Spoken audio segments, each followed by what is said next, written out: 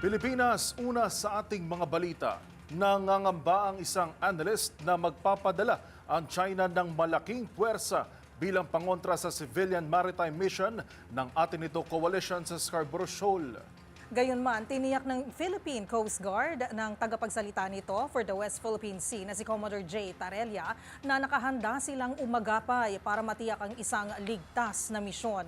Ang mga pinakahuling detalye ihahatid sa atin live ni Edniel Parosa. Edniel. Yuel at Karen, magpapadala ng malaking puwersa ang China para subukang pigilan ng ikalawang civilian mission ng atin ito coalition. Yan ang nakikita ng Independent Security Analyst si Ray Powell batay sa monitoring ng Gordon Knott Center for National Security Innovation ng Stanford University. Ayon kay Powell, hindi bababa sa 4 na Coast Guard vessels at 26 na malalaking maritime militia ang maaaring maispatan sa paligid ng Boundary Masinloc, mas kilala bilang Scarborough Shoal bukas. Ito man ang pinakamalaking blockade ng China sa teritoryo na o sa simula nang magsimulang magbantay si Powell.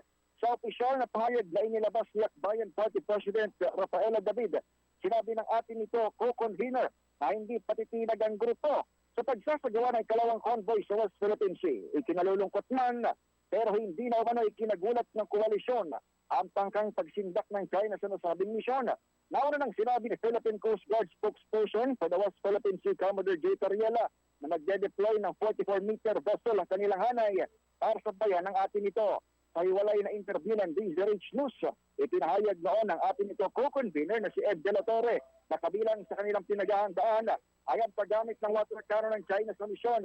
Iniredy na rin ng Akbayan Party at ng atin ito coalition ang mga boya, langis at iba pang supplies na donasyon sa mga mangisda sa operasyong sisimula sa Mayo 15. Para sa NBC TV Network News, ito si Edniel Parosa. Tuloy-tuloy sa pagbabalita, tuloy-tuloy sa serbisyo.